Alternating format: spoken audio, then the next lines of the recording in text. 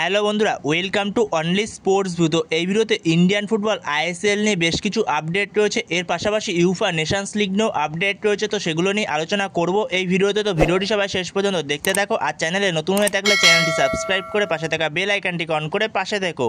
তো প্রথমে যদি 27 বছর বয়সী নাইজেরিয়ান সেন্টার ফরওয়ার্ড ব্রাইট এনো বাকারে, তো আমরা এই ব্রাইট এনো বাকারেকে সবাই চিনি। তো এই ব্রাইট এনো বাকারে একটা সময় আইএসএলে ইস্টবেঙ্গলে খেলে গেছে একটা মরশুমে।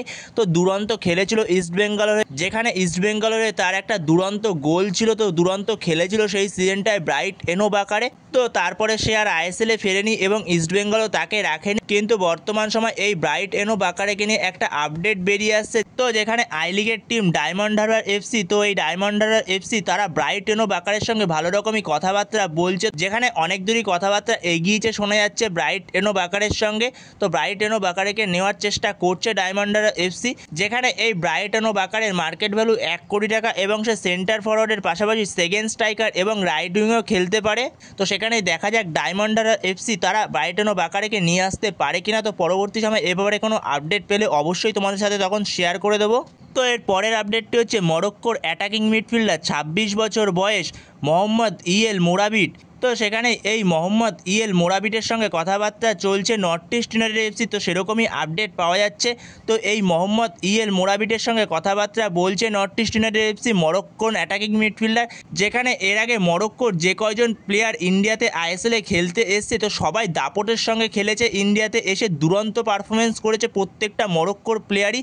তো এই প্লেয়ারটাও যথেষ্ট ভালো, তো প্রোফাইলটা যথেষ্ট ভালো প্লেয়ারটার। তো সেখানে এই মোহাম্মদ ইয়েল মোরাবিটের সঙ্গে কথাবার্তা চলছে নর্থ ইস্ট ইউনাইটেড এফসি। তো সেরকমই আপডেট পাওয়া যাচ্ছে এবং এই মোহাম্মদ ইয়েল মোরাবিটের মার্কেট ভ্যালু হচ্ছে 4 কোটি টাকা এবং সে অ্যাটাকিং মিডফিল্ডের পাশাপাশি সেন্টার মিডফিল্ডার এবং লেফট উইংও খেলতে পারে এবং সে এখন বর্তমান সময় খেলছে মরক্কোর ফার্স্ট ডিভিশন লিগের একটা ক্লাবে।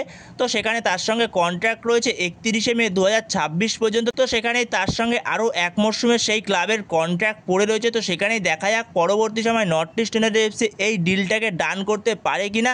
তো পরবর্তী সময় এবারে আপডেট পেয়ে গেলে অবশ্যই তোমাদের সাথে শেয়ার করে দেবো।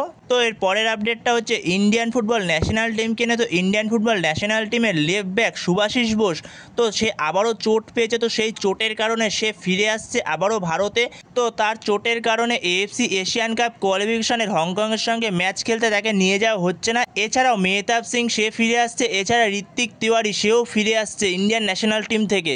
তো এর পরবর্তী আপডেটটি হচ্ছে ইউফা নেশনস লিগের সেমিফাইনাল নিয়ে। তো যেখানে আগের দিন ম্যাচ ছিল জার্মানি ভার্সেস পর্তুগাল, যেখানে পর্তুগাল 2-1 গোলে ম্যাচটা জিতে তারা চলে গেছে ফাইনালে ইউফা নেশনস লিগের। তো যেখানে কালকে রাতে সেমিফাইনাল 2তে ম্যাচ ছিল ফ্রান্স ভার্সেস স্পেন, যেখানে ফ্রান্স ভার্সেস স্পেনের ম্যাচটা 5-4 গোলে শেষ হয়েছে, যেখানে স্পেন 5-4 গোলে ম্যাচটা জিতে গেছে, যেখানে 9টা গোল হয়েছে এই ম্যাচটাতে, দুরন্ত ম্যাচ হয়েছে একটা।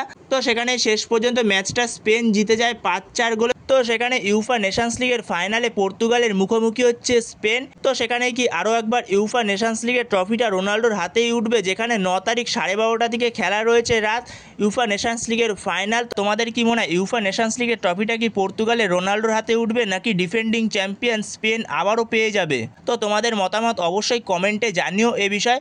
তো বন্ধুরা এই ভিডিওতে এই পর্যন্তই। তো এই ভিডিওতে এই আপডেটগুলো নিয়ে আলোচনা করার ছিল। তো ভিডিওটি ভালো লাগলে অবশ্যই লাইক শেয়ার সাবস্ক্রাইব করতে ভুলো না। তো নেক্সট ভিডিওতে দেখা হচ্ছে, ততক্ষণের জন্য বাই বাই।